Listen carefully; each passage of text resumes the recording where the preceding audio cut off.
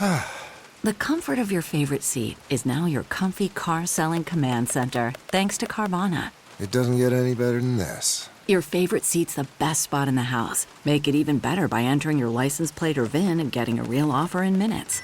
There really is no place like home. And speaking of home, Carvana will pick up your car from yours after you finalize your offer. Visit Carvana.com or download the app and sell your car from your comfy place.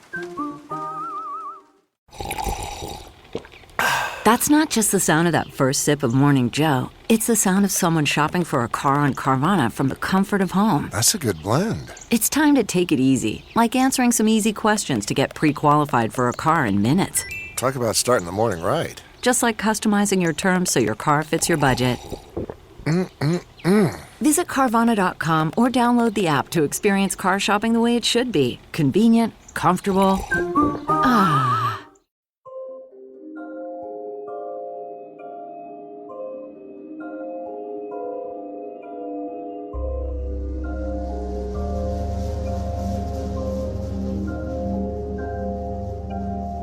In October of 1307 AD, King Philip IV of France ordered a series of early morning raids to apprehend members of the Order of the Knights Templar. In 1312, the powerful monarch would conspire with the Catholic Church and have Pope Clement V officially dissolve the Holy Order of Knights. Why would the Catholic Church bend to the will of the French king? What happened to the other chapters of Templars outside of France? What secrets did the Templars possibly possess that made them such a threat to the power structure of the European monarchy? This case file joined the Theorists in welcoming back researcher, adventurer, and author Freddy Silva as he takes on these questions and more in The Knights Templar, Part 2.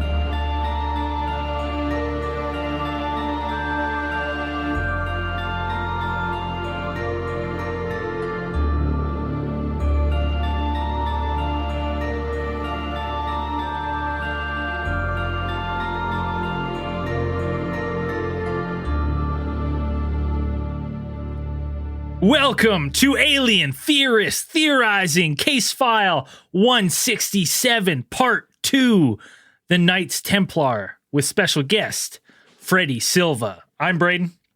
I'm Zell. I'm Dan. I'm Andrew. If you don't know who Freddy Silva is, we had him on about 4 years ago. He's a leading researcher on ancient civilizations, restricted history, sacred sites, and consciousness. He's published 6 books. He may be the world's best metaphysical speaker, one of our personal favorites. Freddy Silva, welcome back to the show.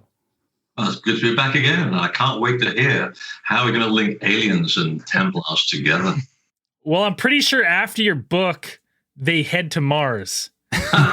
Is what I was thinking, right? Because, you know, we found no more evidence on Earth, so there's only one conclusion. Logo, the red planet. It's pretty obvious when you think about it. That's what I'm thinking. I can make that connection fairly easy and pretty quickly. I'm surprised you missed it, but you know what? You had a lot going on. I was being distracted, you know. Yeah, it's been about 4 years, as we said, and you are our most requested guest to return. So we're stoked to have you back on. By far. I think we made the joke way back then that we're going to do the three-part arc with Freddy Silva, and it took 4 years to get to arc 2. So. Well, half the time maybe to the third part. It was that abduction scenario. They said it was going to take no time at all. They lied. Yeah. Anyways, I guess what people want to know is, from crop circles to Templars, how did you get started down your research into the Templars? I know, were you born in Portugal, or is your family from Portugal? I was born in Portugal. Yeah. In fact, there is a connection. I mean, it's to do with the underlying wisdom that is found in crop circles, in ancient temples, and then what the Templars were practicing. It actually links everything together. Of course, I had no idea when I was writing this stuff. It's a process that you go through and you learn as you go along. But no, there is a connection. And in fact, I was born not far from where the Templars set up their home base and created Europe's first nation state. So that's what got me excited about the story. It was going to be a side project. I was going to find out about my country of origin and why we're so obsessed with the Templars. And until recently, the civic calendar was still drawn by the Knights Templar. from 800 years ago or 900 years ago now. So I thought, that's a hell of a legacy. How did we get here? And why are the Templars so integral to the creation of this country? Because no one ever talks about that. It's always about the Templars in Temple Mount, the Templars in France, the Templars in Spain, Templars in England, and possibly Scotland. But Portugal kind of gets sort of sidelined, and it turns out to be the best story of all, because without understanding what the Templars were doing in Portugal, you can't understand the Templars at all. In fact, it's almost like back engineering the story to reach the conclusions which hundreds of authors have actually made, except they've missed the most important part. And even I didn't have that idea until I spent 15 years scratching away at this incredible stone to reach this conclusion. Yeah, I know personally from our research, I've like going through the popular, like Templars in popular culture. I know, they're featured big in Dan Brown's, his seminal piece of the Da Vinci Code and things like that. But even, people who are interested with the Crusades, like you've heard of the Templars, that they were big during the Crusades. They were integral in taking back parts of what is considered, the Holy Land, Jerusalem and other cities in that area. But I was also surprised about the large part that they played in aiding both Spain and Portugal, taking back those lands from the Moors that had been there for hundreds of years at that point. About pretty much that. I mean, the story gets very convoluted as it gets closer to our era. I mean, their golden age was very short. I mean, it was about 70 years. And in fact, the first pitfall is confusing the Crusaders with the Templars. The two have nothing to do with each other. It was a group of people who showed up in Jerusalem at this opportune moment, which, by the way, the brotherhood to which they belonged, they've been waiting for 1,000 years to get back into Jerusalem. They were very patient back in those days. They weren't in a hurry. And that was the first problem that you had to overcome to separate Crusaders and Templars. These people kind of found themselves with this wonderful opportunity, which presented itself. And these guys just show up in Jerusalem, and they come from similar parts in France. And at the same time, there's one of the counts that was running a little county in the west part of Europe called Portugal, where the city of Porto is today in Portugal. He shows up in the same place. So you have the nucleus of the body of the Templars in 1101 in Jerusalem, having tea and drinking coffee on Temple Mount with what was essentially the guy who started the concept of Portugal off. And it was a small leap from there to figure out, well, they came from the same lineage. They came from Burgundy in France. They were all part of the same families or the same brotherhoods. They were all interconnected very closely, whether through marriage or through belief systems.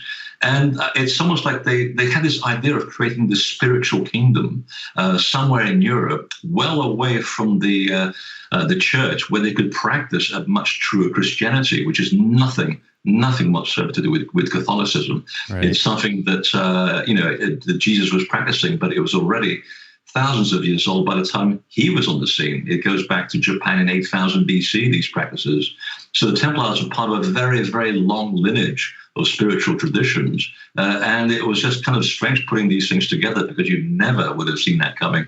Right. Yeah, that definitely makes a lot of sense. Trying for them to break away from that, both because at the time, I believe like France and both the Catholic Church, they were somewhat almost in league with each other. Like I felt like the royalty had kind of infiltrated into that. They were, I mean, for lack of a better word, corrupting the Christian ideals, or which had probably been on decline up until that point. The whole thing was corrupted, and I think all you have to do is go back to the Gnostic Gospels to recognize true Christianity. And even the Gospels of Philip and Thomas, which you don't hear much about, if you read them carefully, they really have a go at fundamentalist Christians, saying, these people have no idea what the hell they're practicing. They call them waterless canals. They claim to know the mystery, but they don't know anything about the mystery, but they practice it, but they don't know what the hell they're practicing. It's a fake church, they call it. So they didn't have a fake church back then, like we have fake media today. They had fake everything back then. And yes, it was a real fight between Gnosticism and fundamentalism, which goes back to the time of Christ and went on for another 300 years. It was essentially a group of guys who figured that they would take control of Europe because the Roman Empire had collapsed. So they figured, what a great way to control these millions of people. We'll invent a religion. And essentially, they borrowed the story of Mithra, who was a resurrected god from the Indus Valley in 6,500 BC, who begins his initiation on the spring equinox, and 9 months later, on the winter solstice, he goes into the underworld after taking several drugs, comes back 3 days later, he's risen from the dead, and he's figuratively and metaphorically nailed to a cross. Right. And thereafter goes on to teach this spirituality or self-empowerment to the masses. That sounds a bit familiar, doesn't it? So Constantine, the emperor, he was being badgered by the people who were running the Catholic Church because the story of Jesus, the man, wasn't gaining traction in Europe. And because the Roman people and everybody around the Mediterranean was used to idolizing their heroes as gods. They had to do something really special to be idolized. And Jesus was a normal guy who did extraordinary things. Well, that wasn't going to wash. It wasn't selling. So they had to turn him into a god. So they forced Constantine to basically say, can you come up with a religion for us that we can insert the story of Jesus? And he said, well, the one that I practice is Mithra. All you have to do is take out Mithra, put in the word Jesus, and you end up with Catholicism. So that's where the problems began. And 1,000 years later, there was the Brotherhood of the Gnostic Christians, essentially the Essenes under a different name. And they kept a low profile for obvious reasons. And around 1100, you have a group of people, some minor nobles throughout the center of Europe, that said, you know what, the time might be ripe to return to Jerusalem and dig up what the Essene brothers left there, buried there. And we know where it is. We've got all the information. We've kept it very safely. And then when we've found the information, we're going to decipher it, because they have to employ a cryptographer in Belgium to decipher what they found on the Temple Mount. And then we're going to find a place in the western part of Europe where we have some good contacts who are part of the family. And we're going to create a brand new country from scratch. And we're going to create a kingdom within a kingdom. And there we're going to bring back hope for the people of Europe. So no wonder they were loved for what they were doing. They were selling hope and personal salvation, whereas the church was trying to take it all away. So once you understand what the inner brotherhood of the Templars was really, really up to and how all the tradition is, you begin to really understand what they were doing. So when you mentioned, so inner brotherhood, and so would there be so regular Knights Templars would just be like just the warriors, the cooks, the people in the line, the line of the caravan, on the boots on the ground kind of guys. And then when you talk about the inner brotherhood, these are the guys who go through the oath and they are brought into the the secretive order of the Templars. Is that kind of what you? Yeah, pretty much. Just like the Essenes, actually. In fact, if you look at the Essenes and the Templars together, there are about 11 points of commonality between the two sects, and they even dress the same. They had the same swearing ceremonies. They even tithed part of their wages and gave them to the poor. And there was an outer brotherhood that did all the menial stuff, and everybody had to do some fighting back then, although the Templars themselves actually didn't do much fighting at all. But in those days, even the priests had to do more fighting than reading, because that was the way the things were back then. But there was an inner brotherhood that behaved like a ministerial college. They were a kind of a brotherhood aside from the brotherhood, and they behaved very unusually. They kept themselves to themselves. They read from the book of John the Baptist, where the church said he never wrote the book. Well, it's funny because the Mandeans in Iraq today still read from the book of John the Baptist, so that makes that story a little bit uncomfortable. So they were looking for something much more spiritual. And when the Knights joined the order, and they were kept under a period of observation for a year to be judged on how responsible and how articulate, and also how demonstrating they were in order to maintain special secrets, they were then allowed to join the inner brotherhood. And when they did so, they swore to discover the joys of paradise. Now, that doesn't sound like a guy who's joining an order to go around fighting Arabs. It sounds like someone who's expected to find some kind of spiritual development, doesn't it? Yeah. Yeah. Exactly. So if you look very carefully at the language, and you've got to understand the language of esotericism, and this is why it took me 15 years to write this. I hit this wall. I was just about a year into it, and I figured this is going to be a really easy book to write. And then I couldn't understand what the hell was going on. The language is obscure. I had to go off and publish 2 other books on esotericism and discover the origin of sacred sites and how temples work and the metaphoric language of the secret teachings. And then I went back to the Templars and I thought, my God, these people are talking in metaphors. You have to understand what they mean. And once you understand that, now you know what they were practicing and what they were protecting. And they said, we're protecting the biggest secret in Europe that essentially is going to, if it's let out under the right guise, it will undermine the entire establishment of the church. It will bring down Catholicism and pretty much every monarch in Europe. This is the danger that was being faced by the church and a lot of the Christian monarchs. The Templars knew the truth of what was really going on, and it all goes back to a secret practice that they were doing in their subterranean chambers, and only practiced after 3 years of indoctrination. So you had to go and learn the mysteries, you learn the techniques of initiation, and then you learn the deeper mysteries of the universe. Things like how to harness the laws of nature, which is pretty good stuff when you think about it. Because if you can understand how nature works, you can manipulate it. You can do some very strange things. The Egyptians were the last people I know that were practicing that kind of stuff. So all this taps into a very long mystical tradition that goes back thousands of years. And it was for that reason alone that they were highly persecuted. They could offer you personal salvation, whereas the church wanted to be the intermediary between you and God, whereas the Templars always said, no. God is not something out there. God is in here. It's inside everybody. You are God's. Learn and act to be like them. Well, that was revolutionary back in the Middle Ages. No one else was doing that, and not quite as profitable, I imagine. No, the church wants tithes. They want the tithes. Although ironically, to your point, the Templars became very rich. Well, here's the funny thing. They were already rich to begin with, and then they gave up all their wealth. They put it into escrow. They buggered off to Jerusalem, working in really hot, dusty conditions, digging pits, going through these tunnels where if they got blisters, if the blisters got infected, which often they did, they would contract cholera, and sometimes people would die. So they're going to work in hot, claustrophobic conditions to look for treasure. They may as well stayed in Europe and kept their money and had a nice cognac by the fireplace with nice, comfortable clothes. No, you don't give all that up to go and dig in uncomfortable places underground to locate money when you already have money. You don't need it. You could have kept it. Right. So the treasure was actually much deeper than that. The treasure, it turns out, the treasure of words. It was a literary treasure. Yes, there was money found buried under Temple Mount, but what the real treasure is what they took back to Europe. And it was a whole bunch of scrolls which required a cryptographer in Belgium to work out what these things meant. It was all coded information that went back to the time of the mysteries teachings. And this was the big secret and the big treasure that they cared about. They didn't care about anything else. That was the one thing they really wanted to protect. So you would say that the Templars kind of what most historians say they're kind of meteoric rise to power and influence as a sect or as an order of knights. You'd attribute that to the scrolls as apart from their.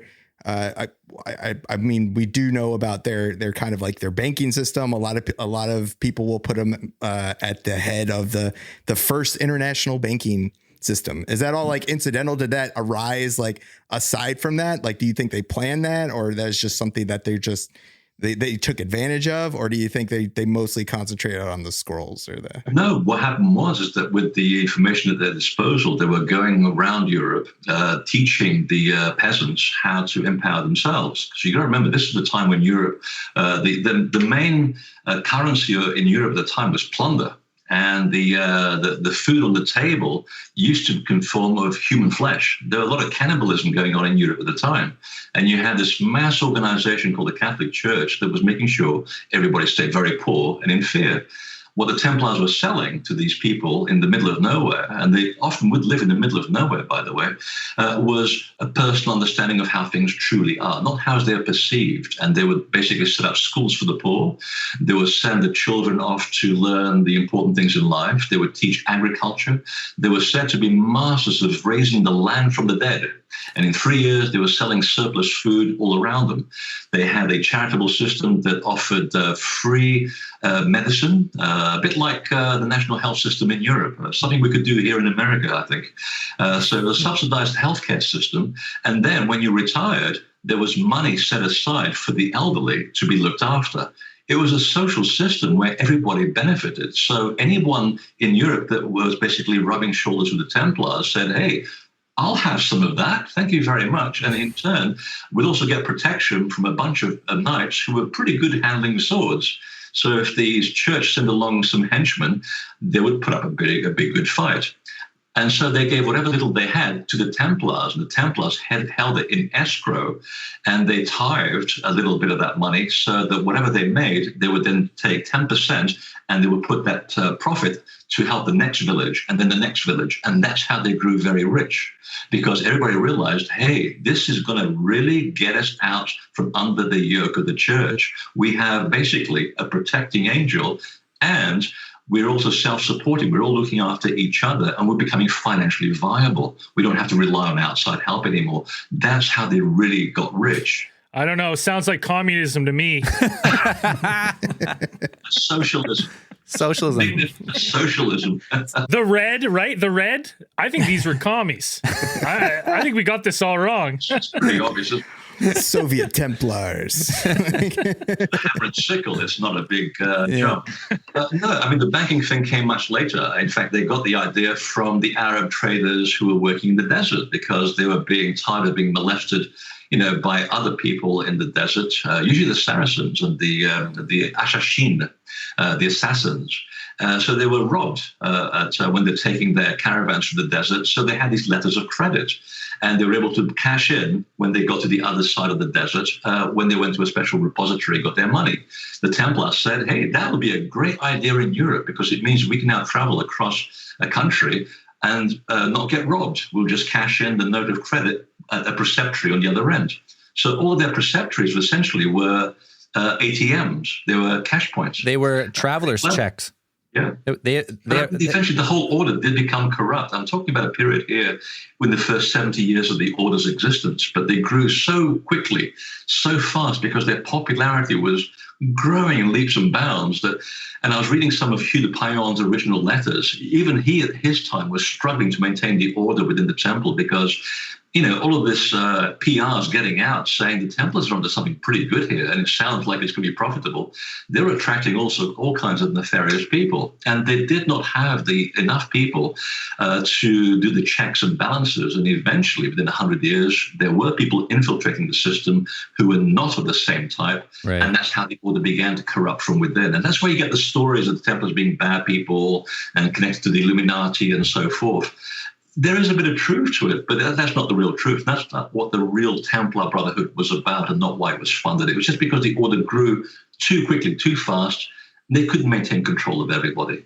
Right. Now when people if you don't really know much about the Templars, you always associate them so much with the church, like almost like obviously part of the Crusades, but they're not crusaders. They're exactly. Right. But you always think, so how much did the church really know of what the Templars, like what you're saying is the Templars are for the people, not so much for the church, right? It seems not quite the same. They knew nothing. They were always fed a big smoke screen about everything. The Templars would profess that they love Jesus Christ, and we're going to build buildings to the order of God. We're going to build Gothic cathedrals to glorify God. Well, they didn't mention which God they were actually honoring. It wasn't the church's God, that's for sure. And they were able to introduce all this Arabic architecture, which is essentially what a Gothic cathedral is. It's Arabic architecture. So anytime fundamentalist Christians go to church in cathedrals, they're actually going into an Arab building. There's this strange and ironic irony of this whole story. And they did this within a short period of time to bring back this sense of community and to show that we're all basically working for the same creative force. It doesn't have a name. They just thought the whole thing was the same creative force. But their big focus was really to bring back to the point where everybody was on the same page about working together and not having this idea that fear is all there is to live for. And I've lost track of the question. Was going somewhere. Was that the only kind of Arab religious factors that they brought in was the temples. Because I remember when King Philip was using his excuse for burning them at the stake, he said that they were practicing Muslim practices and stuff like that and worshiping Baphomet. It's again, they had no idea what the hell. Oh, that's what the question was. The Templar, I mean, the church had no idea what was going on the inside. They had spies who tried to break in to the inner brotherhood, and some of them almost got out with the information, except that there was an order of death put on anybody who revealed anything that was being discussed within the inner brotherhood, to which these people were not privy to, because the information obviously was very dangerous. And one of the things that they found out about, one of the spies got back to the church, said, they're practicing some Middle Eastern practice which honors a devil called Baphomet. Right. And now, I looked into that. You have to understand the origin of words and how they get completely corrupted. And the word Baphomet goes back to an Arabic word called abafohilame. And I dare to say that after 3 beers. I can't say it after one. Yeah, I'm done. Yeah. You are indeed clever, young one. And you know what it means? It means the source or father of wisdom. And you wonder, they were worshipping the source or father of wisdom. What were they worshipping? It turns out that the word was related to the mummified head of John the Baptist. It was the only thing that they cared about. Because when you think about it, every single church that the Templars built was dedicated to John the Baptist and Mary Magdalene, not Jesus. That's the big clue. You have to understand who Mary Magdalene and John the Baptist were to understand the Templars. Until you do that, you're nowhere. So they gave the church lip service. They said, oh, yeah, Jesus, great guy. Yeah, they respected the guy, but that wasn't who they were following. They were following John the Baptist. And there was a fulmination that was issued by Pope, I think it was Pope Leo the Pius XI, who in the 18th century issued a big fatwa against the Templars and the Freemasons, because it said they pulled the wool over our eyes. They didn't worship Jesus. They were worshiping John the Baptist all along. Well, who'd have thought that would have been a bad thing? So that's what was going on. The church really didn't know what was happening. And when Philip, from his point of view, he wanted to get into the inner brotherhood, but of course they realized that he was as bad as a $4 note. There's no way they're going to teach him the secrets of the mysteries, because he's going to use it to subjugate people. He was a complete bastard. So he took a bit of a slight at that, and he'd also borrowed a lot of money from the Templars, and he wasn't going to pay it back. He had some very expensive habits.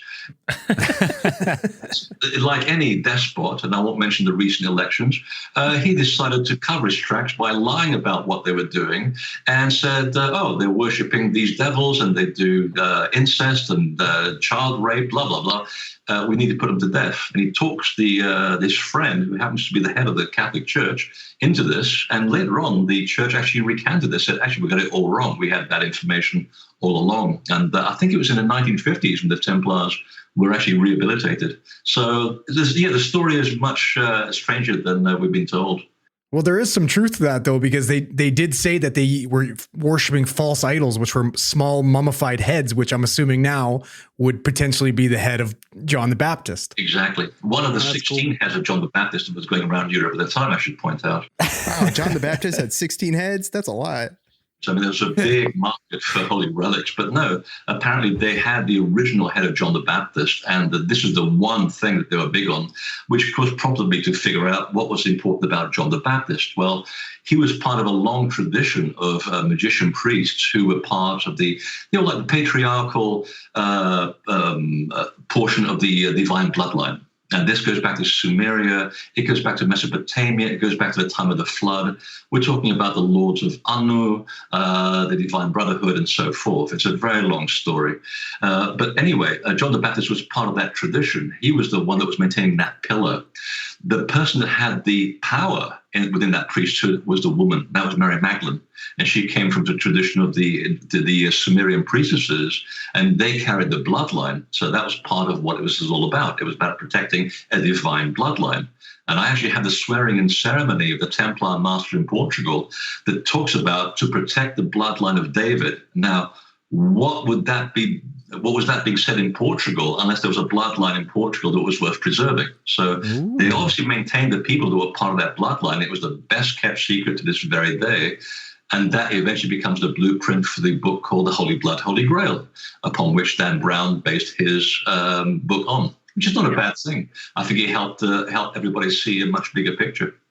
Before we move on too far, I just had this one note about when the Templars are digging under Temple Mount, and now there is rumored that the capstone of the Great Pyramid. Do you know anything? Can you tell us anything about that? Whatever came about that? Ben. Well, the capstone. Yeah, like was that found, or what is the myth, or what's the history say behind that? Yeah, the capstone's been found. There's several of them. There's about a dozen of them. It was just a big pyramidion. There's one in the Egyptian Museum in Cairo. It's about, we're on screen. It's about yay big. Yeah. And it's made of dolerite, if I'm not mistaken, or basalt. Very black, beautifully carved. And basically it was just the top of the pyramid. It was slightly electrostatic, so it would attract lightning. It would also ground it by the same token.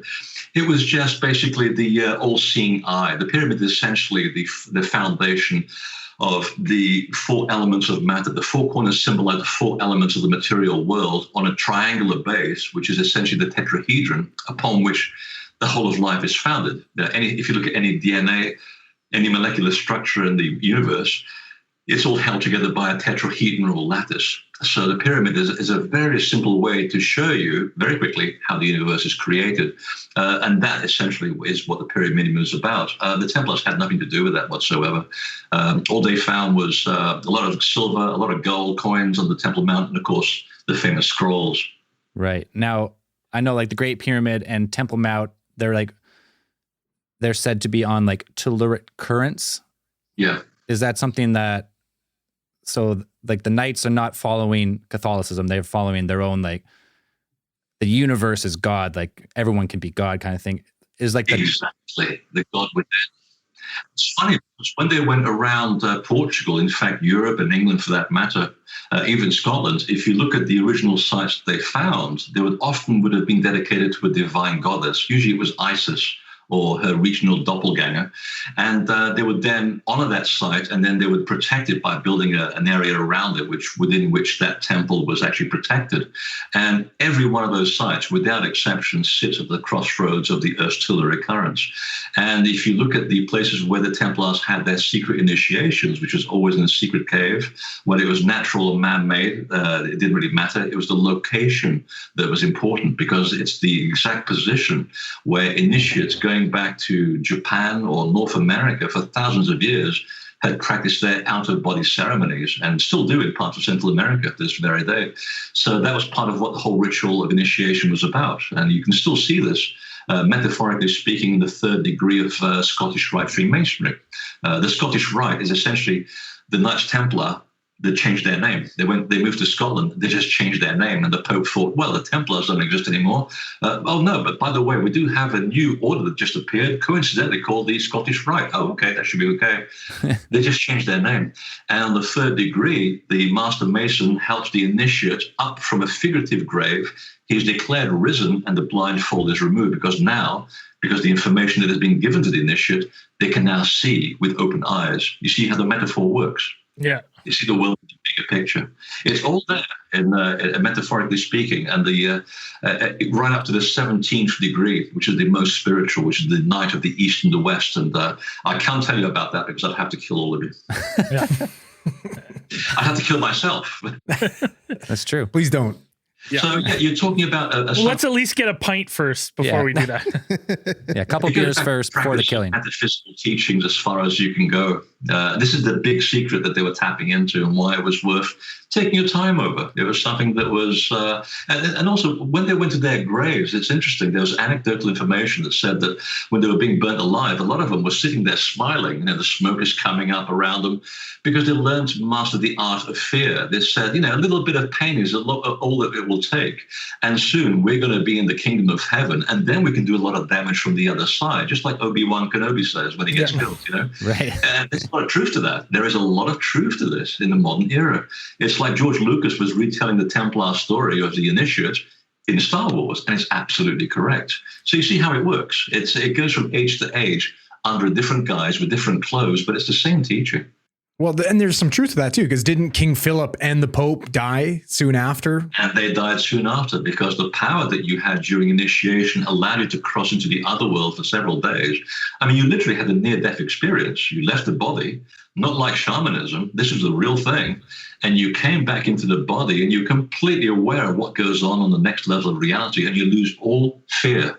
That was the one thing that they all held together. And when I was writing The Lost Art of Resurrection, my third book, I can't remember now, I was tapping into that story and found that this was the big secret that was being practiced by every initiatic tradition around the world, back to Japan in 8000 BC. So that's a secret, again, worth protecting. Wow. Took a long time to write. Yeah, no kidding. So you have this the Order of the Templars. They're essentially, or for most historical purposes, they're destroyed about like 1314, or they're kind of broken about then. Jacques de Molay is immolated at the stake. But you still have Templar orders still active. I mean, France, they're pretty much all totally persecuted at that point. Philip's on his rage. And then, but you have the order surviving in other areas. You have other sections of them. Portugal, especially, which is which your research mainly concentrates on. And I mean, there is definite hard evidence there that they changed their name. The King of Portugal allowed them to, or the Pope gave them special permission to form the Order of Christ. Is that different? Best joke, the greatest joke ever perpetrated in the world. You want to hear about it? Yes, we do. Yep. Yeah. Before the Night of the Long Knives, the Templars, there were informants that said, the troops are coming for you. You better get on your boats and get out of here. So they got as far as La Rochelle. The fleet split up. Half of it went to Scotland. The other half went to Portugal. So like I said, it was Europe's first nation state. The Templars had already based there, and they actually didn't just run the country. The king himself was a Templar. So when they split to Portugal, the orders went to the Portuguese king, and they said, listen, we want to exterminate the Order of the Temple, confiscate their lands, and also make sure they go to court because they were practicing devil worship, blah, blah, blah, blah, blah. And the king just wrote back very politely, well, we've done a kind of a minor examination. We haven't found any evidence of that, really. And he sends off the slowest rider back to Rome. It took quite a while to get back to Rome with the response. They were buying time. Meanwhile, the Pope is getting nowhere with the Portuguese. The Spanish have come on board, of course, totally corrupt system over there at the time. And they've taken over France, they've taken over Germany. So the Portuguese are not playing games. So he sends a fulmination to the Portuguese, and he says, listen, I want you to wipe out the Templars once and for all. So King Dinis gets all the Templars into his room, and he says, listen, here's the plan. I got a letter from the Pope. He's going to start sending armies, and the King of Spain is going to send armies. Now, they're bigger than our armies. We can't fight the two armies. So here's what we're going to do. You're going to give me all your land and all your money. And meanwhile, I want you to bugger off to the Algarve for 5 years. Go take a break, take a vacation, lie low for a while, and then come back and we'll revisit this conversation. They went, absolutely, carry on. And they did. They buggered off to the Algarve, and just to prove that all habits die hard, the first place that they moved to, they consecrate a new church. They dedicate it to John the Baptist. I told you to lie low. So 5 years later, meanwhile, the King of Portugal sends a letter off to the Vatican and says, Papa, I'd like you to know that the Order of the Temple has been exterminated. And coincidentally, we've just discovered there's a brand new order that just appeared out of nowhere called the Knights of the Order of Christ. And I'm sure your eminence will like that. And of course, the Pope writes back and says, absolutely, good work. We have now knights who are part of our Christian system. Absolutely. The knights come back from vacation. They go to the king. They said, so what's the story? Right. Here's the story. From now on, you are no longer to be called the Knights Templar. From now, you are going to be called the Knights of the Order of Christ. Savvy? And here's the land. Here's your money. Now, what were we doing 5 years ago? Oh, yes, we were hanging out with the Scottish Templars, who are now called the Freemasons, and we were headed to a place called the Labrador, which is a Portuguese name for one of the counties of Canada. And we're going to go to the New World and see if we can hang out there because we're running out of space. The Catholic Church is beginning to squeeze us to the very edge of Europe. which of course is Portugal and Scotland. The biggest practical joke ever played in history. So now following that, the founding of the Order of Christ, the Knights of Order of Christ, I think the main narrative is that the Templars took their influence, they took their money, and they put it in towards like a navigation school, at least one navigation school. And this is why you have a big push for colonization in the kind of the Portuguese, like when they start sending their ships out and start colonizing everywhere at this point. Yeah, pretty much. And even that was a smokescreen. Their big academy, the Naval Academy, was in the south in the Algarve in a place called Sagres. Still there, except it was never there in the first place. It was a complete shell of a building. Because, I mean, you're going to take your bank account. You're not going to put your bank account in one location. You're going to make sure it's in different locations. The main navigational school was actually inland in Tomar, which is their center of activity, and still is to this very day. The most beautiful and most sacred buildings are in Tomar in Portugal, which, by the way, is named after one of the daughters of Mary Magdalene, and that's a whole other story. And from there, Henry the Navigator, who, by the way, didn't do much navigating at all, the name was actually a title. He was the Nautilier. Hey, we're very familiar with meaningless titles here on this show. We're very familiar with meaningless titles. We give them to each other all the time. What, like a Lebanese mongoose? Yeah. No, he was also the head of the Order of Sion. So the Order of Sion, the Templars, and also the Cistercian Brotherhood of monks were one and the same brotherhood. You have to understand this. There were three orders that worked together very closely. So Henry the Navigator was sending people willy-nilly around the world, mostly to go to Ethiopia to recover the Ark of the Covenant, which is a whole other side story, which we won't get into.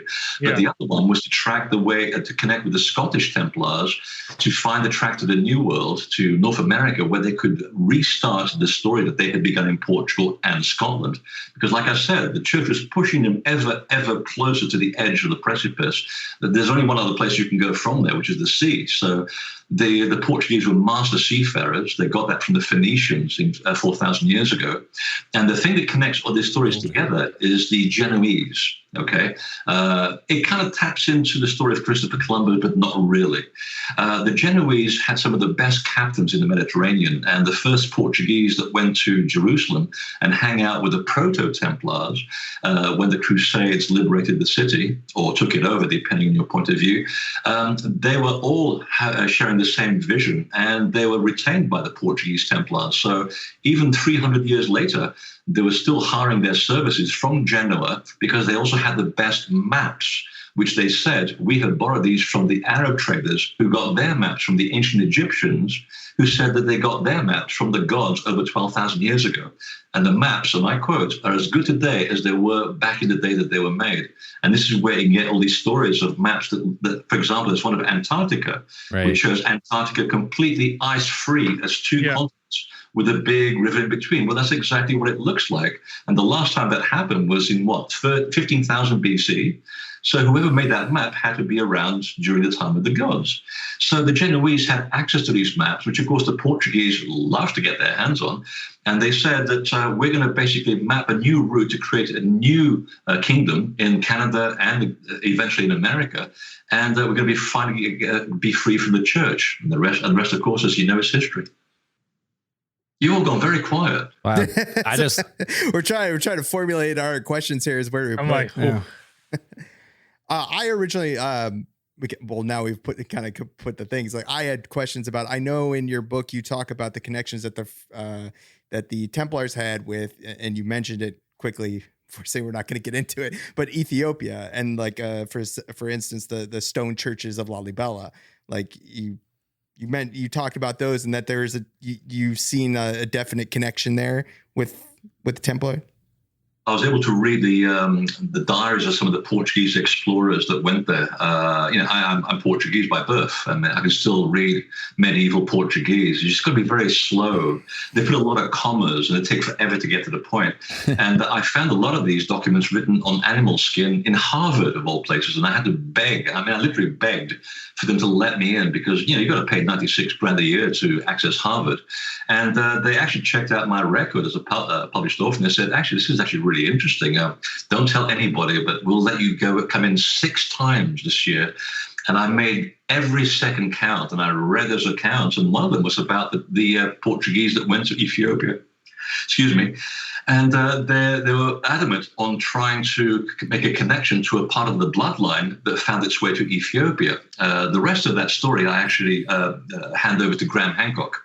He wrote a very definitive book about the Ark of the Covenant in Ethiopia, which I find very convincing, called The Sign and the Seal. And he kind of helped me bridge that gap. I basically put the other gap together, which is what the Portuguese were doing there. And that is that they were trying to close the loop. They had started off in Jerusalem, protecting the divine bloodline, and then that bloodline went to France and Portugal, and eventually to Scotland, and then boom, we don't know anything else. So they were trying to go back to Ethiopia to connect the loop, and also find out more documents that were still part of the Ark, and part of the documents that were never found underneath Temple Mount. Whether we found them, we don't know. It was a secret organization. But what we do know is that those churches that were carved out of solid rock, the Ethiopians said they were carved by hand by these white people, very tall Europeans dressed in white tunics, which sounds very much like the Knights Templar. So they're already there. And some of the Portuguese words also come from Ethiopia and vice versa. And the Ethiopian kings were also marrying the Portuguese kings to cement the blood ties between the two countries. So it's there's not much information on it because they try to keep a very heavy lid on that information. Now, one of the questions that I had, what I was thinking is, when they were coming up with these practices of, like we're all kind of can be a god, did they come up with this before they found these scrolls in Egypt, or is this something that maybe they learned from these scrolls? They appear to have already known about them because the place where they came from, it was Burgundy. France didn't exist back then. It was a bunch of little kingdoms. And Burgundy was kind of the area where, well, it still exists today, and it includes a bit of Switzerland as well. And it was the most enlightened part of Europe. Muslims and Arabs were working side by side. Heaven forbid, and they shared information, and they said, actually, we had the same information. We call things by slightly different names. We want to make sure that everybody understands the mysteries teachings, part of which, of course, was Kabbalah. And they were teaching these to these minor nobles, many of whom ended up being the heads of the Templar order. So they were already indoctrinated into that system of understanding. How they understood the rest of it was because the information of where the scrolls were hidden and what they contained was kept underground. It went through this stream of people that changed their name constantly to avoid capture. So they were part of all of these families that belonged to the same bloodline in Europe, going back to the time of the Sumerians.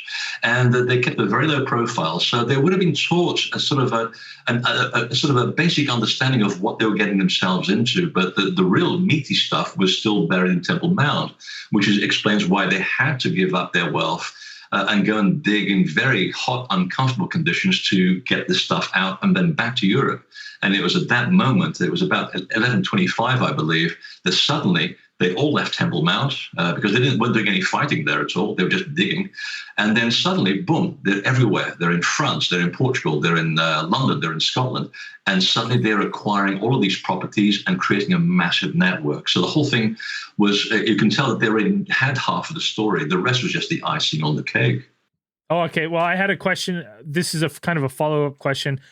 This is from Ryoan on Discord. He's kind of asking a question that's kind of on this. He said, you did an interview saying that the first Templars were trying to find treasure or scrolls that had magical practices. Did you uncover anything about the magical practices, or was it, what do you think? I'd have to kill you if I told you. Yeah. Well, I mean, they form yes and no. They still kind of form the basis of Rosicrucianism, Scottish Rite Freemasonry, a lot of the ancient mysteries teachings, a lot of the Eastern teachings, the teachings of Kriya Yoga in India, for example. These are basic things to do with the elevation of the soul of the individual. It's about proper guidance, which allows you to become a better person while you're alive. A lot of them are very basic. In fact, they form the 10 Commandments. I mean, that's the most incredible magic you possibly achieve in this lifetime. If you can master all 10 of those, you're doing pretty well. Although if you can master the original 42, which is what the original Egyptian commandments are, you're doing really well. The rest were kept very secret, and you'll only find out. I don't even know if they're even still around to this very day. They've either been destroyed, buried, kept in very deep jungle areas. But if I go to Yucatan, Guatemala, and South America, I talk to my colleagues down there, and they'll say, yeah, we still kind of teach that kind of stuff. If you can give us 5 years of your life, we'll tell you them. And it's all to do with if I can quote this correctly, it's to do with understanding the laws of nature. And if you understand the laws of nature, you can move the laws of nature. And a very simple example, if you go down to New Mexico and it hasn't rained for 10 years, there are these great stories of the Hopi and the Navajo and the Zuni going to sacred site where the telluric currents happen to cross, and they'll pray for rain, and suddenly within 10 minutes it's pouring down with rain. That's the kind of magic that we're talking about. How much there is, we don't know. A lot of it's been lost and sequestered. But essentially, the Greeks were still practicing in their mysteries teachings as far back as the 2nd century AD. And people like Plato and Pythagoras were initiates of those schools, and that's why they wrote what they wrote. They had an inner understanding of how the mechanics of nature work. So if you think about it, if you can manipulate the laws of nature, you can become extremely dangerous if you don't know how to handle that stuff responsibly, which goes back to what we were saying before. Why was there an inner brotherhood? Well, they had to figure out that you were going to be responsible and you could be trusted with this stuff. Otherwise, you weren't allowed anywhere near it. So the answer is yes and no. The magical secrets, we kind of know some of them, but not all of them. Right. So it has to do, like, a lot of that stuff has to do with, like, telluric fields and, like, all, like, I don't know about all, but many ancient, like, megalithic sites and pyramids seem to be on these telluric fields. And, like, so the Knights Templar in your research is saying more that, like, they're more of a mystery school based on, like, prior schools, based on prior civilizations going back through Egypt and farther, because when you can go through, like, rabbit holes of each, like, the Great Pyramids, of, like, how they're formed and they mirror Orion's belt, or they're on telluric fields. And we always say, like, well, how did they build them? But if they say there was an inner brotherhood in these ancient civilizations, and they did figure out the laws of nature, let's say that's the secret, building the pyramids and stuff maybe that's easier if you unlock those secrets. Could that be deciphered that way? I think they may have lost it because otherwise they would have let the cat out of the bag. I mean, the nearest they got to it was building Gothic cathedrals, and the original name of Gothic, which is Goetin, actually means to raise by magical action. There's a clue right there.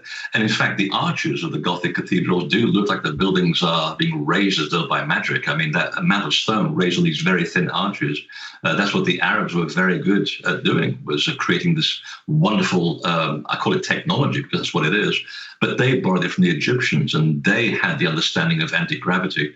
I'll give you a clue. The one thing that you find all around the world with these temples are the stones that get dragged from hundreds of miles away. Well, why can't we just use that stone? It's right there.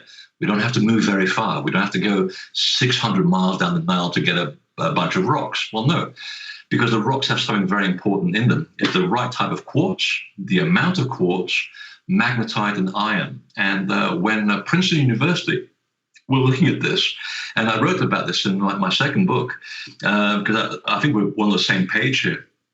They were saying it's kind of funny how, they were looking for these rocks that had a specific type of quartz, and they kept talking about how the blocks were moved literally in the blink of an eye. They built a temple overnight, and it was always sound that was involved. So Princeton did this experiment where they actually took that kind of quartz, about this big, they put it into a cylinder, and they experimented with sound frequency. And there's a video, and I don't know if the website is still up. It was still up in the 1990s. The group is called PAIR, Princeton Engineering Anomalies Research. And you actually see that when they hit a specific note, the quartz rises above the ground, so it's anti-gravity. That's what they were into. If the Templars had known that, I think that they would have used it, and I don't find any evidence for that. So that's part of the technology that is no longer there. But certainly, you can also use the effects of anti-gravity and telluric currents to put yourself in a location to allow the soul to leave the body in a very controlled, methodical way. And that's consistent with every civilization that I've researched that uses the initiation. They call it the raising of the dead, by the way, Right. Or the raising of the corpses, as they call it in India, to basically have an experience of the other world and come back with specialist knowledge about the mechanics of nature. So in the end, ironically, they didn't have to read the manual. They could just have this out-of-body experience, travel to the other world, come back to the body, and go on practicing life much more aware than they were before. Leonardo da Vinci was also part of this tradition. Isaac Newton hints that he may have been part of it, but certainly the Greeks were still practicing in the 2nd century, and they'd learned their craft from the Egyptians, who learned their crafts from somebody else. So the Templars are really part of this old tradition. The ultimate technology is about the technology of how you discover about yourself, about the origin of the soul, and how to make your life here while you're alive on this planet worthwhile. Treasure every moment and make the best of it. Be aware of what you're doing, because if you can do that, you can go back when you physically die and say, you know what, I did pretty well. I actually made good progress of the soul, and now I can go on to do other things, because, as I said, that's all there is to do in the universe, is to become a better person while you're here. Wow. I like that. Yeah. So ultimately, it wasn't really that difficult. The answer of the Templars were searching for, it's really a very New Age ideal, isn't it? It's words to live by. It requires a lot of information to understand how to get there. A lot of information, a lot of open mind. Like, you got to think, right? That's I could see why it would be so detrimental to like the state of the church at the time, though, right? If the church at the time is God needs your tithes, this is the word of God. Like they had a grapple on not only government, but like on control of people. Like if it was this way, there was the only way. And if the Knights Templar, I could see why if that secret, like if their version of their religion got out to, let's say, the Catholic Church, I could see why you'd want to be like, no, this is detrimental to our rule over the land. This is hitting our bottom line. Yeah, this is crunching us. And that's what they were saying. I mean, you have to put the story into context of the period. You can't just look at the Templars. You got to look at the story around them, what was going on at the time. And they were essentially the little bit of annoying grit in the engine block, and that little grit can bring the whole engine to a complete stop. And they said, we're holding a secret that will cause a mass societal change. And that was also what the Order of Sion was saying at the same time too. We'll bring out the secret in its own right time, but it will basically change the whole course of European history. So, of course, the people in power didn't want to know about that, because they took over the power of Europe around about the 4th century when they brought in the Carolingians, or was it the 8th century? I can't remember. But the Merovingians were holding the bloodline in Europe, this very ancient bloodline, this bloodline of divine kings and queens. And they're still around today, by the way. Most of them don't know who they are for their own good. But the church sponsored the Carolingians and put them on the throne, and they subverted the whole course of Europe. So there's been a big fight between good and evil going on ever since. And, part of the Illuminati are part of that. Part of the London Rite of Freemasons are part of that. But then you've got the counterpart, which is the Scottish Rite, which are still teaching the same things, the same spirituality to this very day. In fact, they also allow women into their brotherhood. So they're exactly like the Templars are behaving, because they too were married, and the women also held positions of power. So they were pretty enlightened people for their age, almost Buddhist when you want to think about it. Right. And now, to me, that makes so much more sense when you think about the swift action that was taken against them by the Pope and by King Philip, as opposed to looking at, King Philip owed them a little bit of money, and the Pope didn't agree with their practices as far as, the Muslim techniques and whatnot. You know what I mean? Like, that just seems... And let's say, and you know who would pump that story? The Pope, you know what I mean? The church, that's the story that they would want to present moving forward, is that, they owed us money, whatever. It's like, or no, they weren't trying to awaken the masses, right? news. Yeah, the classic and fake it's like news. this thing in 1139 when the seat was up for power on the Vatican. The most influential person in Europe at the time, who was Bernard of Clairvaux, who was essentially, he actually handpicked most of the Templars himself, and most of the original Templars were also Cistercian monks, by the way. So if you want to understand the Templars, you have to understand Bernard of Clairvaux. I read 500 of his surviving letters just to get under his skin, to find out where this guy was going, what was going on in there. I kind of knew him after all this time. And it's true. The whole point was to try and take over and bring back a new form of Christianity, which is essentially not a Jesus idea. It's actually a Buddhist ideal. It's a Zen ideal when you think about it. And in 1139, he promoted one of the Cistercian monks to the throne of the Vatican. So the first thing this guy does is the first thing he issues is a bull saying the Templars are now an international order. You are completely free to do whatever the hell you damn well please without any interference from the church whatsoever. And within that year, they built the first Gothic cathedral, and the rest for the next, 20, 30 years, they could do no wrong. They had complete control of everything. So that's what I said, that they had a small window where the original Brotherhood was able to achieve so much, but they were up against it after that. There were so many enemies trying to get hold of what they were tapping into that, the whole story gets very complicated after that. So one of the things that jumped out to me when we were doing this research, one of the characters I really enjoyed reading about was Alfonso the Battler. And something that jumped out was just the fact that, instead of leaving any of his property or riches or anything to his family, he left them to the Knights Templar. And you know what I mean? It was also said, after I did a little bit of research on him, is that he carried a lot of relics, a lot of religious artifacts and whatnot. And do you think there's any possibility that he actually had his hands on some of these scrolls and learned about the truth, about the secret, and then that's why he decided to leave everything to the Knights Templar? Oh, I think there's an inkling of it. Again, you can't really prove it because everything was very hush-hush. This was very dangerous if it ever got out. And I said there was a penalty of death. I have the actual order. I think it's like the order number 12 of the rule of the elected brothers that says that if any brother should be caught talking about the inner teachings of the temple outside of the small congregation, they'll be excommunicated and given a serious hiding. And in more serious circumstances, they'll be put to death. They were serious about keeping this information away from people who would misuse it. So we don't know. There's hints that the information was so important, not just for myself, but for everybody around me, for my family, for my neighbors. Everybody gets the benefit. And once you see the benefit, and you've lost fear of death because you've already experienced death and therefore are free from fear of dying, well, it doesn't matter who you give your money to, so you might as well give it to the people who are going to foster a new kind of enlightened society, a utopia in the middle of what back then was this horrible place called Europe. Ooh, interesting. I like that. It's so basically what you're saying is by you having us having you on the show, we're all modern day Knights Templars, is what you're saying. Yes. Yeah. So, all right, bro, I like it. There we go. I gotta go get my chainmail. I gotta go put my chainmail on. Sir Freddy. All of you, only 30 pieces of silver because that was the amount that we had to pay to get into the order. So cough it up. You got PayPal? Yeah. You got PayPal or what?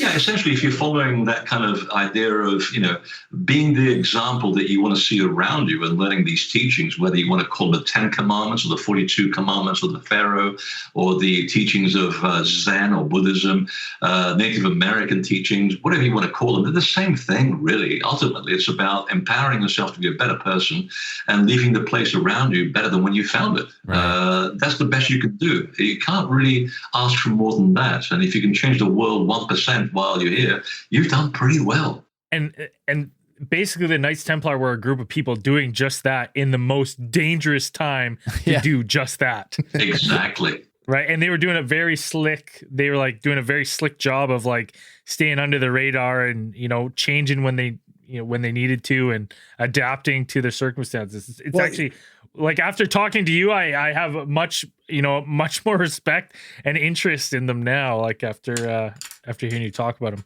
Yeah, when you think about it, a small group of guys, there were 11 altogether, the main core group, not 9. And a couple of them were already Portuguese to begin with. And when they were trying to create this country from scratch, I was amazed how they were so patient about it. I mean, they really were exceptionally patient. They would have moments where things were going slowly, then the right people would just die of old age or some problem with their health. And they said, okay, we'll just have to be patient and wait for the right moment. And they bid their time, and somehow everything just fell into place while trying to get rid of the country of the Moors. And here's the funny thing. When they finally rounded up the Moors and they cornered them, and they said, listen, you're going to die. We're just better at handling a sword than you are. Let's face it. Now, here's the choice. You're either going to die, or you're going to go and lose everything, and you're going to go back to North Africa. Or here's the third option. You're going to respect the people on whose land you have taken. You're going to let people worship their idols and their God, no matter who they are, whether they're Christians, Jews, heathens, pagans, Celts. And if you do that, we'll give you back your land and your money, and you won't be persecuted. And a lot of the Moors actually said, really? I said, yeah. Okay, well, I'll agree to love my neighbor. Well, there you go. It wasn't that difficult, was it? And a lot of the Arabs stay behind. And this very day, I think much of Portugal is still very proud of its Arab heritage. We incorporated part of it into our culture, and it's made it a much, much better place. It was kind of the original United States of Europe. If you were persecuted, you were allowed into Portugal. And that's the other big thing that the Templars were into. You're persecuted, we want to talk to you. Come over here, you'll be okay. You can do whatever you like, just respect everybody else. And that's how they created this, Europe's first nation state. Who would have thought? It's actually very interesting that you say it like that, because to me, as a Canadian living in Canada, that's a very Canadian ideal. And if you're saying that, that this is kind of where the Templars, I wonder how much of influence Canada got of that from the Templars coming over, of like, be very respectful to each other. Because when you say that, our country seems to be founded on those ideals. Yeah. I'm moving. Yeah. I can drive there very quickly. I don't know. Red maple leaf, red cross, on white, surrounded in field of red. If you're traveling by ship from Europe and you're coming north, down above Newfoundland, what is the first piece of land that you touch as you get into Canada? It's a test of geography. Well, if you're coming down from Greenland down, like you're coming across and down? From the north, around Newfoundland, around the St. Lawrence Valley. The first piece of land that you enter is Magdalen Island. Oh, no way. And I have, when I was in Montreal, I love Montreal. I was doing a presentation there, and there's someone that gave me a book by a lady, Canadian researcher, who wrote a unique book about the Templars in Canada, and I still haven't had time to read it. It's a very, very thick book. And apparently she makes that case that there's a lot of clues in Montreal, Montreal, for example. Right. And the fact the main cathedral is dedicated to who? John the Baptist, yeah. And next door is who? Mary Magdalene. There are all of these clues lying around, and I'm going, I've got to get around to reading this book, because it sounds like she's doing what I did for Portugal, for Canada. So I do believe that, and you go to Canada, there's a sense of peace about it, isn't there? And I really mean that. I mean, I really like Canadians a lot. I mean, I was even married to one of them. So there is a sense of peace about that land. They seem to have it just right on most things. We have our share of assholes here too, but maybe just not as many. It's not everybody's perfect, Yeah. Like, maybe New Zealand is perfect. I don't know. Oh, New Zealand's amazing. But on the topic of Knights Templar in Canada and North America, I know we said we got an hour, so we're pretty much there. But just a quick, because there's a lot of theories about them, like some type of treasure or something on Oak Island. They've done how many seasons? Don't go there. It's like 8 seasons. How quickly can you bash down Oak Island and Templars real quick? There is no shred of evidence. Yeah, there is allusions, but I think they came much later. By this time, you're talking Rosicrucianism. Wait a minute, you're telling me that reality TV is not to be believed? The History Channel. Excuse me. What those two guys have done to that location is they should be put in jail for damage to the environment, let alone what else they've damaged there. Someone actually forced me to watch some of those programs, and I sat there with teeth clenched. I'm going, oh God, this is the complete obvious one. And she was an editor. She said, what's the obvious one? Well, the obvious one are the white boulders, the huge white boulders, which are really pretty obvious. because when you look at them from above, they form the constellation of the swan, which is the symbol of the Rosicrucian order and the secret orders back in the day. But this is that we're talking now 100, 200 years after the Templars have changed their names. Right. Yeah. If you want to find the trapdoor, the main door into the site, follow the neck of those stones and it'll be in a bay, but you won't find it. Why? Well, because the time when it was constructed and the time today when they're digging it up, if you live here, as I do, in the Gulf of Maine, the sea level has risen over 12 feet during that era. Okay, much of it to do because of the land moving up and down because of the glacial melt. Yep. That's why it keeps getting trapped with water. It wasn't so back then. It was just a trap. Now it's just filling up with water because of the tides are too high. They'll never find it and they'll destroy it anyway. But I think it was another order that was following on in the tradition. So there may or may not be something there. But again, you're following a huge secret. They kept very tight-lipped about this. And there was an order of death. If you told anyone about what was going on, well, pretty sure that we're not going to find out about it. Right. Now, I know we're running out of time, and it's to me, it's a goddamn shame. We didn't even get to all your research and all your knowledge about the Templars on Mars. So we're going to have to save that for another time. And all the clues and evidence, all the evidence, you're getting ready to publish your next book on that big connection. Like, that's coming up. It's going to be 1,200 pages. Like, looking forward to it. It's good. So we'll have to have you on for a part 2 of Templars on Mars, because we didn't even get into the thick of it. That'll be your Winds of Winter. Wait, there's Egyptians on Venus. Yeah, put that in there too. Oh, it's so easy getting on Ancient Aliens, isn't it? Oh, sorry, I shouldn't mention. Yeah. I've been banned from that show. No, it's good. The lack of any evidence is the sure sign that a conspiracy exists, and it's got to be aliens. So it's kind of funny because there's so much good evidence out there. You don't have to make anything up. Just follow the trail. It speaks for itself. You don't have to actually try that hard. You just got to be aware of what you're looking for and then spend time. It's all there. You don't have to make stuff up. And it just makes work of people like myself so much more difficult, because I get emails all the time of, I read this in Ancient Aliens. And, oh, God, how do I put this politely? It's never mind. You know where it's going.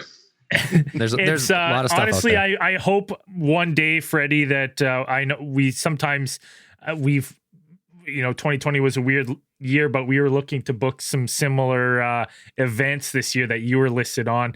I hope one day we can sit down in person to have a beer with you, because 100%. I love listening to you talk, and every time I leave a conversation with you, I want to go do a whole bunch more research on the topic, because my interest has been piqued. That's what we call it, research. Yeah.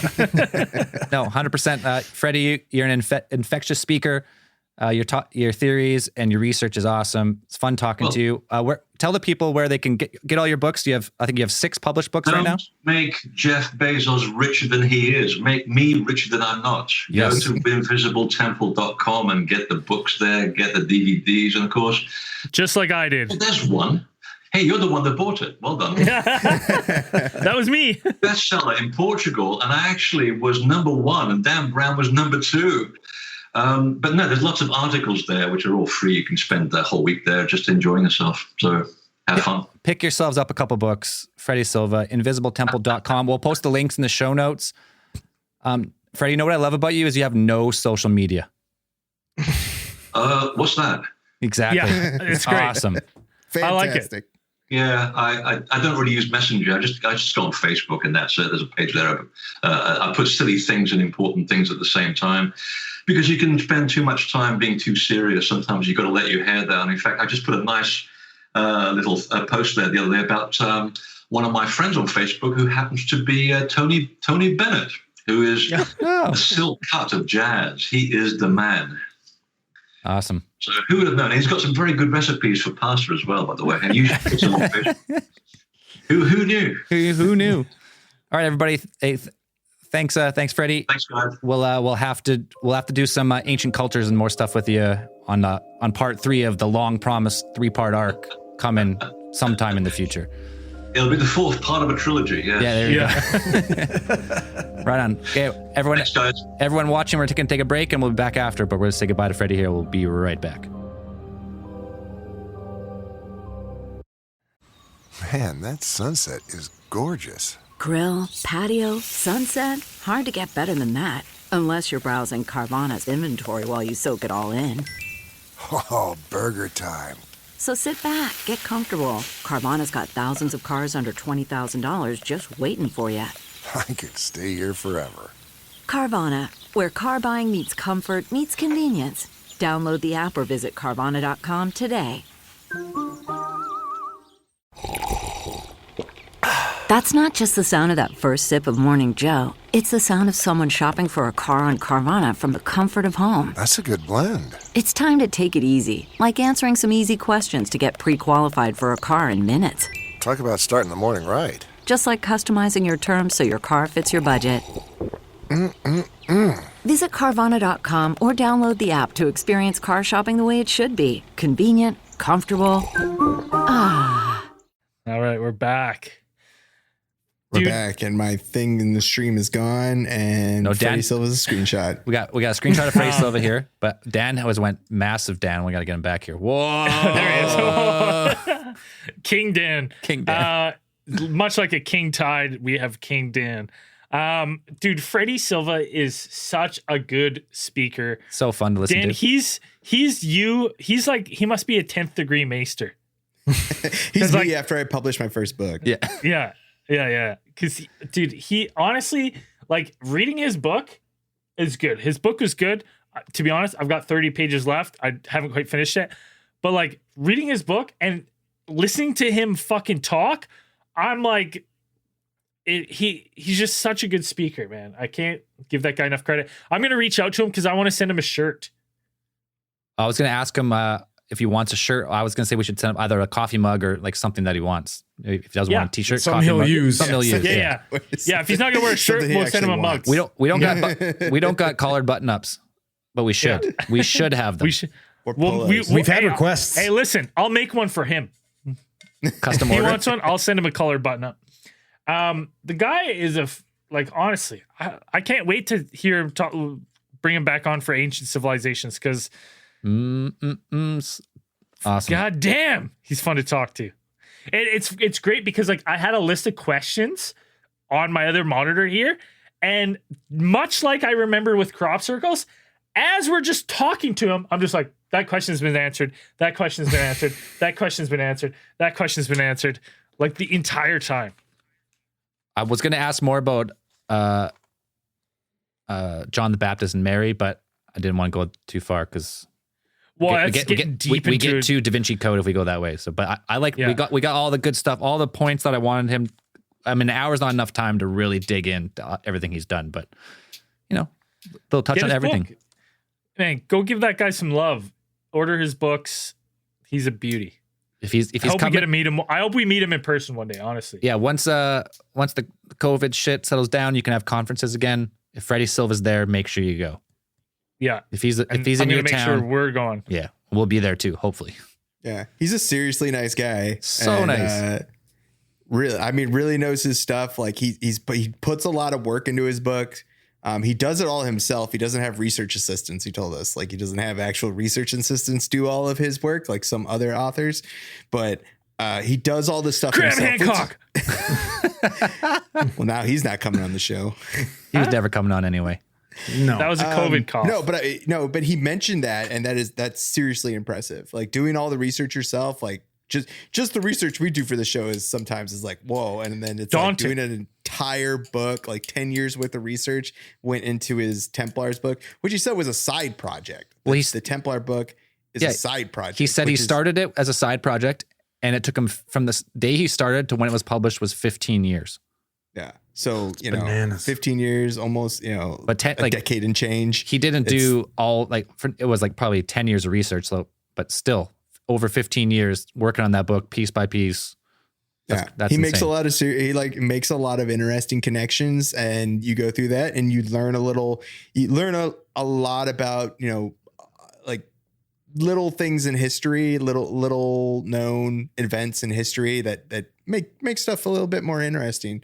So just more stuff to look into if you really Exactly. get down to it. For someone like me, it's like, wow, like I never heard of this before. Like I kind of want to look more about this up. Like, is this something that's really thing? So anything that takes you a little bit further down the rabbit hole with some cool stuff. And plus his outlook, the guy's a his modern general day outlook on Knight life Templar. is great. He's a modern day Knight Templar is what he is. Yeah. I like tied us into it because I'm like, we're giving you a platform, so we're kind of Knights Templars too. Nah. He's a descendant, man. I enjoy him. He's a so descendant. much because like I enjoy his research and his book so much because it's just his general outlook, like his general philosophy, like he kind of puts out there. It's not something like he's so much trying to prove people wrong. He's just saying it's how, at least with the Templar stuff, it's more of like a awakening of consciousness. It's like expanding your knowledge and the bounds of your awareness, really, which is just where all that comes from. Fantastic. Like I love all that. Yeah. So. Yeah. He's great, and he's phenomenal. We weren't gonna do it on this episode, but we kind of got to now. So why don't we get into a little bit of space news?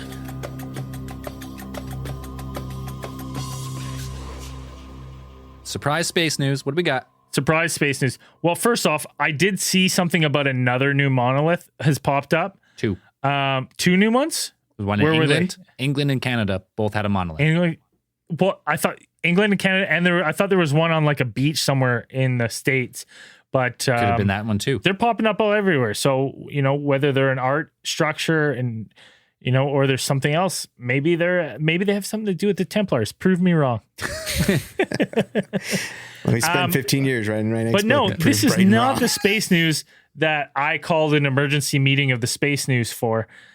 It's that trending just an hour and a half ago, the former Israeli space security chief says aliens exist and humanity is not ready to learn. Yeah. This guy, Haim Eshed, and he's the current Haim Eshed. Dude, come on. I'm a shed. What is he? I am a shed. I am a shed. Shaped like a shed. Current professor and retired Israeli general who was the head What's he professor of? I don't know, fucking dopeness or something. I think that's pertinent, but he was the head of. No, what's more, who gives a fuck if he's a professor? I don't care. What's more important is that he was the head of Israel's Israel's space security program for 30 years. And he was Israel's put a lot of people in space. He was a 3-time recipient of the Israel Security Award. And he's saying that a galactic federation of aliens is in contact with the United States and Israel, and that they have decided that humanity is not yet ready for contact. Dude, this guy's late to the party. Paul Hellyer, Canadian Minister of Defense, already said this like in 2004. Yeah. But that's now Paul Hellyer, he was old as shit at the time. So wait, so now did he say just United States and Israel, or he said all this? I'm guessing is what he meant is like that he knows of. Well, they're strong allies, so it makes sense if they were. Yeah. Yeah, but okay, sure. That's what he said. Because there's a Stargate in Jerusalem, and that's why it's been so sought out. The Templars. Well, maybe there's one in Jerusalem too. The Templars were digging under Temple Mount for the Stargate. Listen, exactly. Dude, he talks about in his press conference where he releases this information. He talks about the U.S. having a pact with these aliens because they want to understand the fabric of the universe. This cooperation includes a secret underground base on Mars where there are American and alien representatives. Fucking Corey Good and the boys, man. We've talked about this. We have talked about it. Did he also say where we can purchase his book and who's got his TV show and movie deal rights? Did he talk about that at all? No, but he said that Trump is aware and it was on the verge of disclosing their existence. Oh. However, the galactic bullshit. Like he I call bullshit.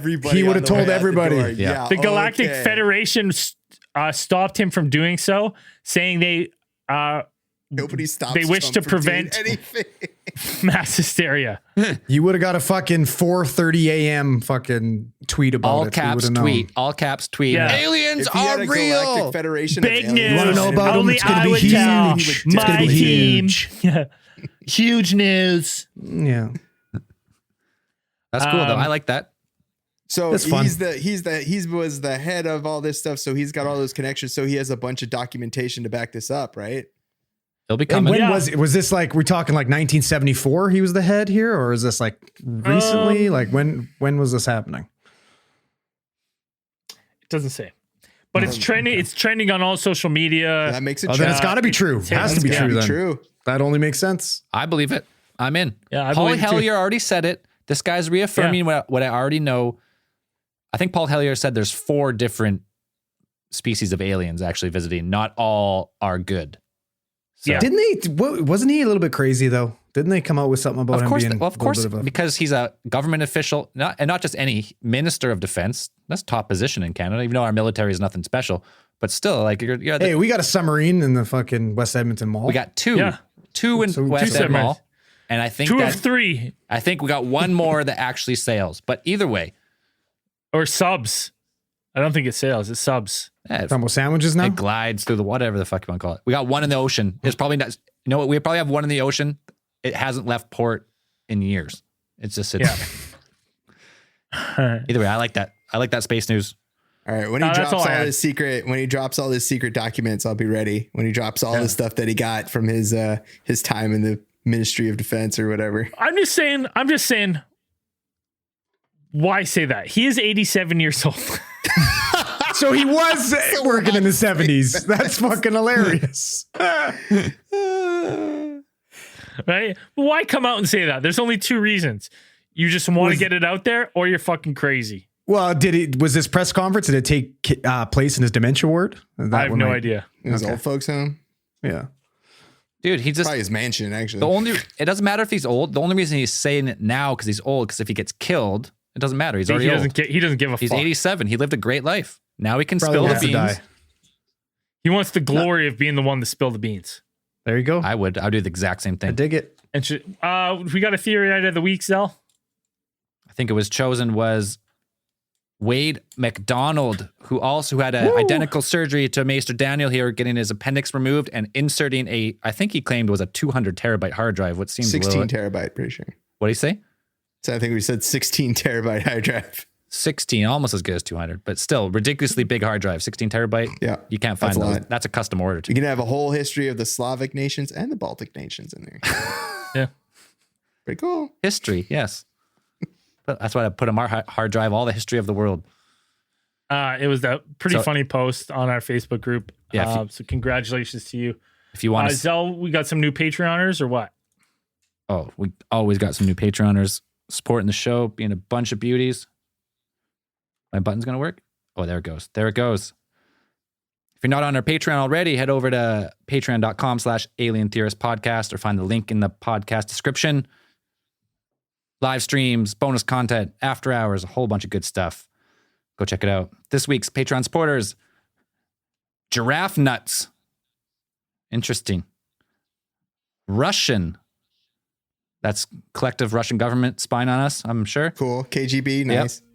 Tenley, Angelica, John Botts, Matthew, Dallas Hulkovich. That's a dope name. Hulkovich? It is a Fucking dope name. Felicia. Kyle. Felicia, maybe? No, well, you could say what you It's want. definitely not Felicia. Zells, I say it this way. I think they did that on purpose. They spelled it that way on purpose to do it. Kyle, Blake Cates, Edgar Ballesteros. Imagine Vegeta himself is supporting the show, everybody. Nice. Fantastic. Everett Hindman, Laura Andrews, Kyle Stubler, back-to-back Kyles here, Kyle Luckner, Preston Lynn, and Baphomet's Titty, fitting for today. And that's it for this week. Thank you very much for supporting the show. We appreciate it. And as we always say at the end of these things, keep those eyes on the skies. See you on After Hours.